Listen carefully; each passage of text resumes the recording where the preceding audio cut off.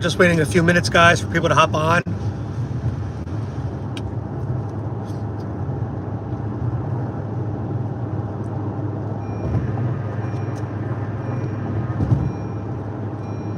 Hey, Cloud. Come on. Let's go, Cloud. Jump. Let's go, Cloud. Good girl. Lay down, baby. All right, guys. I see one person in the room so far. Once I get 10 people on, we're going to start talking, all right? So just 7.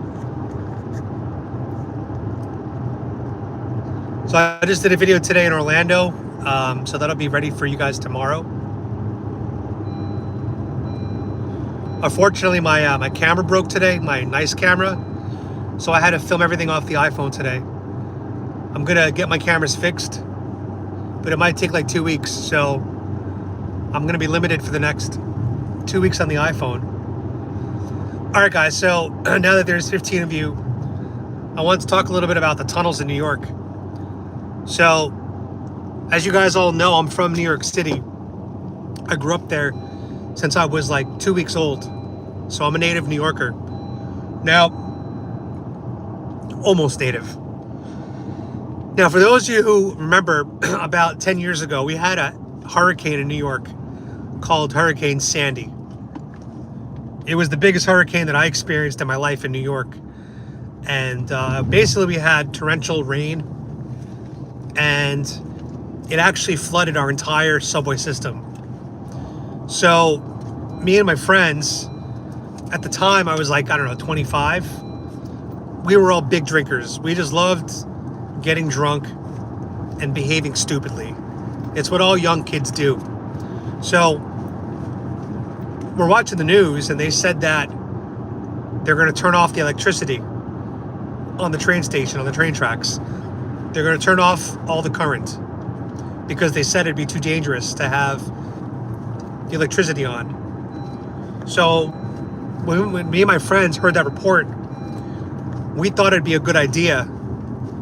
We thought it'd be funny to go underground into the New York City subway system and walk along the flooded tracks. Okay? So stupid. So we got down to like, I want to say, I think it was somewhere on the east side, like 14th Street on the 6th line. So we get down, we go downstairs underground. There's no trains running. There's no service. It's completely empty. And back then I wasn't a YouTuber. I wasn't a vlogger, because I wish I vlogged this because it was epic. So we go downstairs. I'm in a Spider-Man costume. My friends are like with Nerf guns. The train tracks are fully flooded. And we decide to go onto the train tracks in the flooded water. And I tell you right now, the water was like a foot high. Looking back, that must have been the most disgusting water to walk in. I don't know why we did it. I mean, we were drunk, but that's just fucking disgusting. There's probably vomit, human bodies decomposing in there, rat shit. So we go on the subway tracks and we walk, I kid you not, from 14th Street. I'm pretty sure we were in the east side. But all I know is we walked underground for like 20 minutes. 20 minutes eastbound. Okay? And as we're walking, we're very nervous because if the electricity isn't turned off, we could die. Like, we get electrocuted on the train tracks, like right there. So I remember at one point, we tried to leave the underground and we went above ground, and we were like, where were we? Like next to the bridge. We walked really far underground. We ended up at like a bridge. So anyway, we go back underground and we're just walking through these tunnels, which, by the way, no one ever gets to see. And let me tell you something, guys. We did not see any like communities down there. We didn't see any like mole people, they call them. But we did see a lot of sleeping bags. We did see like chairs, like used sofas. Like, we saw places that people clearly spend time. Whether it's the homeless or it's the underground people. So we were freaked out by this experience because we realized that there's a whole underground network under New York City just off the subway tracks. That's just like what my experience was. So this whole tunnel story with the Jews, it's not surprising to me that there are people using the tunnels. And let me tell you something, it's not just Jews using tunnels, it's everybody using tunnels in New York. Probably drug traffickers, human traffickers, homeless, people that just want to live off the grid. I'm telling you right now, guys, underneath New York City, a bunch of unknown shit's happening down there. Now, the second story I want to tell you guys is I used to work for the Metropolitan Museum of Art. Okay? It's one of the nicest museums in the world when I was like 17 years old. And I was always curious, like they'd always have like new exhibits. And when they'd have new exhibits, they'd bring in like all this new artwork or statues or whatever it was. So I always wondered, like, where do they keep all this priceless artifacts? And I was told by people that worked at the museum that everything is kept in underground tunnels all throughout New York City. Hidden underground tunnels. They said that at any given time, they're only showing 1% of the artwork. And that 99% of the artwork is hidden throughout New York City and the rest of the world in these like secure bunkers. Which, think about it, if you're housing billions, if not trillions of dollars worth of artifacts, statues, paintings, then it would make sense that you'd invest millions or billions into super secretive underground bunkers, temperature controlled, you know, earthquake immune, nuclear war immune, all that stuff. So I've always known that there were tunnels underneath New York City that weren't just for like homeless people, makeshift people, but I'm talking there's probably high-tech shit miles underground that we will never have access to, we'll never see, we'll never experience. And now when you read the news, like you see what's going on in the world, you have people like Mark Zuckerberg that are spending like $50 million on building their own personal bunkers underground their home in case there's ever like a nuclear fallout. So, you know, you can just go online, type in Mark Zuckerberg tunnel, and you'll see that he's building underground tunnels. So the idea of tunnels is not new. Now, look, you guys know that I'm Jewish, and when I say I'm Jewish, I want to be very clear about what kind of Jew I am.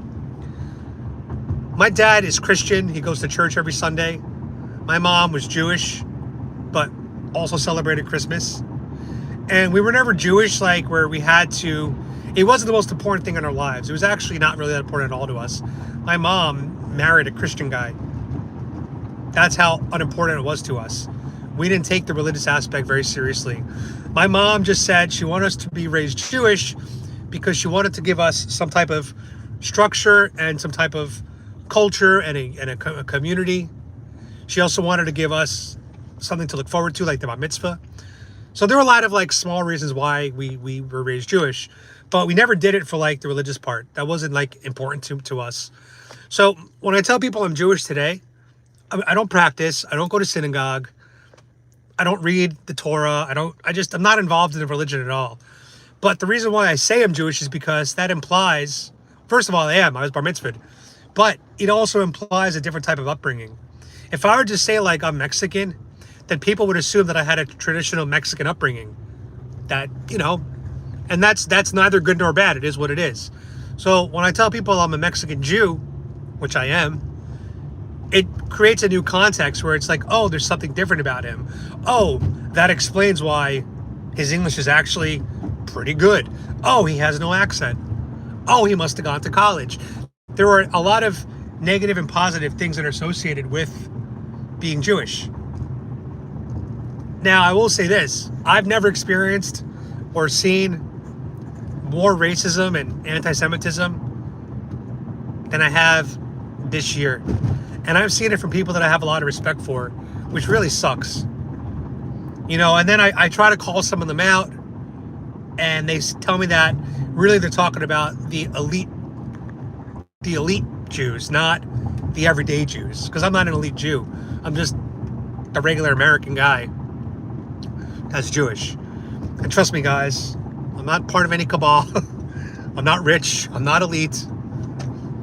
I'm just a struggling YouTuber trying to make it.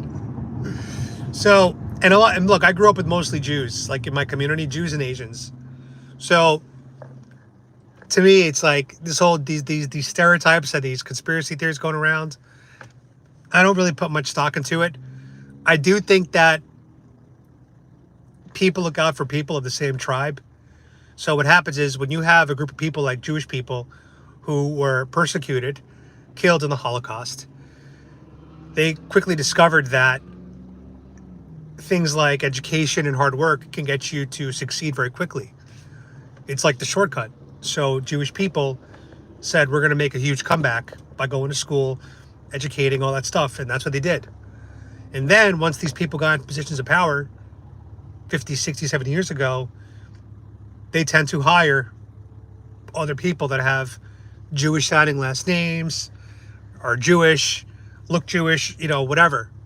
So it ends up appearing that like, quote unquote, Jews run the world, when really it's just a handful of people in Jewish religion made it to the top, and then they hooked up their friends and family and the people that they knew were part of their tribe. That's all it probably really is.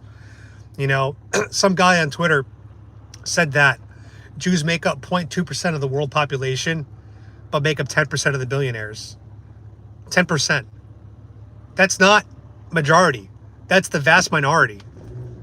But it just goes to show you that there's only 15 million Jews in the world, but the Jewish culture of education and hard work leads to great success. Conversely, we see that no college degree and being lazy leads to no success. Just common sense. So I just can't believe what's going on in this world right now with the Jewish hate. I actually was at the Orlando today filming a video for you guys, and I saw a group of young Jewish girls, probably about 30 of them, and they looked very, very Jewish. They were wearing like the long black dresses, no skin was showing, they were covered up, very conservative outfits.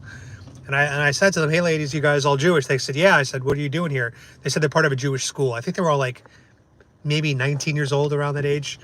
And I told them my joke, I'm a Mexican Jew, jalapeno, blah, blah, blah. They loved it. But I said to them, like, how are you guys doing in this climate? And they said, oh, we're doing fine. I said, is anybody like harassing you, bothering you? They said, no, not yet. And I said, good, just, make sure you're safe, because obviously what's going on in the world right now, these pro-Hamas radical leftists are targeting Jewish people. And I just fear that if you look Jewish, then maybe you'll be attacked. I don't have to worry about that because I don't look Jewish, I'm Mexican. My nose, haha, I get it. But yeah, I don't really worry for myself when it comes to that stuff.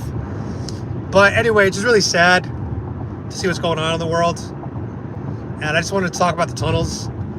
Tunnels are like not a new thing in New York. It's like any New Yorker knows about them. I've seen them for myself when I went underground.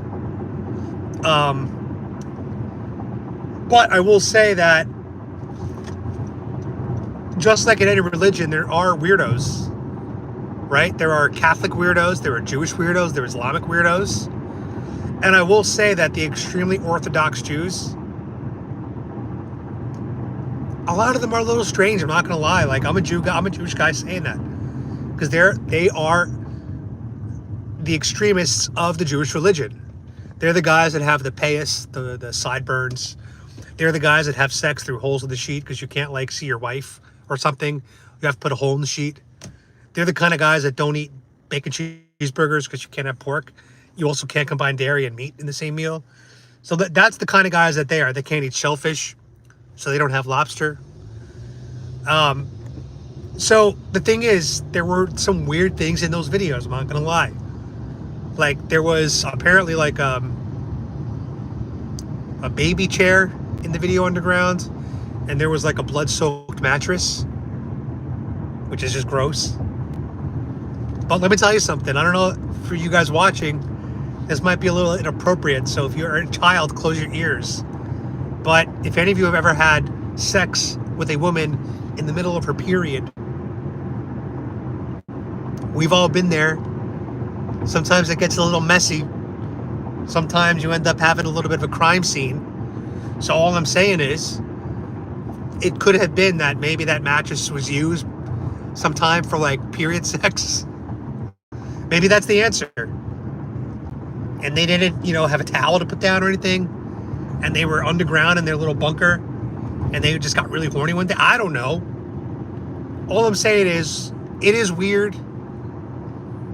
Personally, what I'd like to see is a DNA test or forensic analysis done on that mattress to find out whose blood it is, what it's from. Is it even blood? Maybe it's wine. Maybe it's wine. Maybe it's ketchup. I don't know. But when something like that happens and it's on video, it's right for people to say we need answers.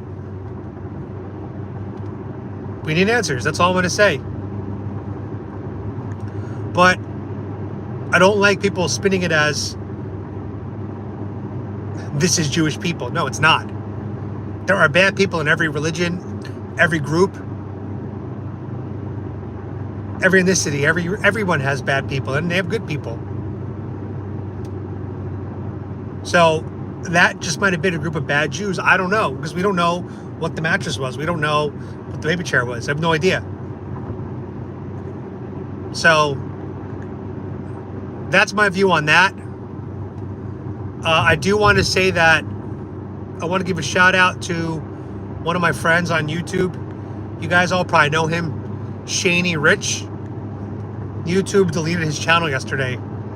He had no strikes, nothing up with his channel. And YouTube completely took him down. So if you guys want to support a true patriot, go on Twitter and follow Shaney Rich. And let him know Adam Francisco sent you. He's going to be launching a show on X exclusively. Which is, I think in about 2 or 3 years for the next election, I think X is going to be a competitor to YouTube. I really think that they're going to start competing with YouTube directly. Right now, they're starting to peel away some YouTube traffic because we have free speech there. And Elon Musk is releasing a lot of exclusive TV shows. Tucker Carlson has one. Don Lemon is actually launching one soon. Shaney Rich is launching one. So that's really promising, especially once he gets advertisers there for the video segment. And then once the monetization kicks in, then it can become like a valid alternative to YouTube. So I think it's getting there. But anyway, guys, that's my thing about the tunnels. It's not news. There's always been tunnels in New York. And I'm telling you, I promise you this, guys, my Jews are not the only ones building tunnels. Okay? There were nurses during COVID, by the way. There were nurses during COVID that said that, and you guys could Google this for yourself. It's a conspiracy theory, to be clear. But there were nurses saying that they were like getting babies delivered to them from underground tunnels in New York City. Underground tunnels, okay, in New York City, are being used to like traffic children. That's what I've read. And nothing. Like I don't think anything's impossible anymore. After the last 3 years of what we've been through, nothing's impossible anymore for you to believe. Because almost every conspiracy that we've said has been proven true. So anyway, guys, that's the update for today. Tunnels are not new. And I'll have a new video for you guys tomorrow. And yeah, if you guys want to support my work, you could use givesendgo.com/Adam Francisco. If you want to buy a shirt, JoeBidenHatesYou.com. All right, guys, I will talk to you tomorrow with my new video. Peace out. As always, God bless Trump.